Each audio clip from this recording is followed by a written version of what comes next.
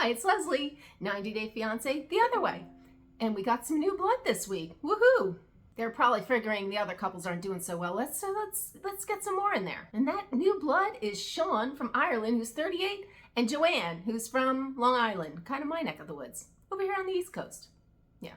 And Sean is this like big, has the Irish accent. He's kind of cute with the beard, which I'm not really into the beards, but totally tattooed, works out, fierce, whatever, built guy.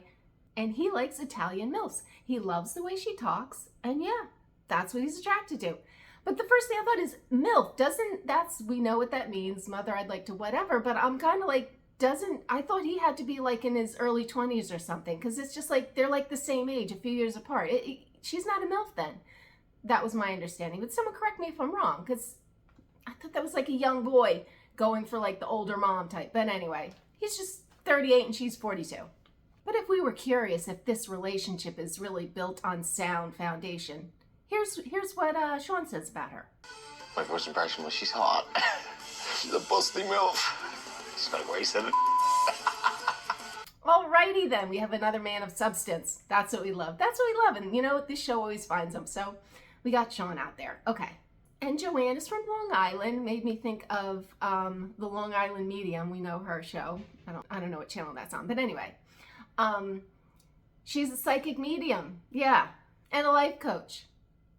And of course, they found each other, because how else do you find each other with people countries apart? They found each other on social media, of course. She was doing her psychic thing, and he found her and loves her vibe and aura, and that's, how it began.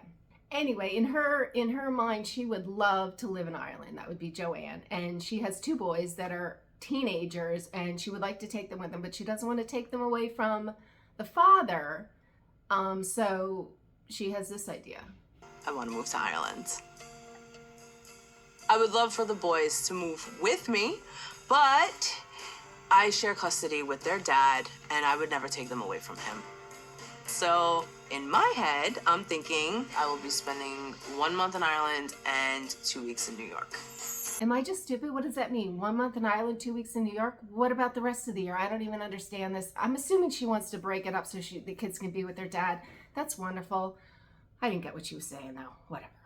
But of course, what would it be without starting out with a little drama and a little struggle? Everyone knows Sean as my boyfriend, but that's not actually true.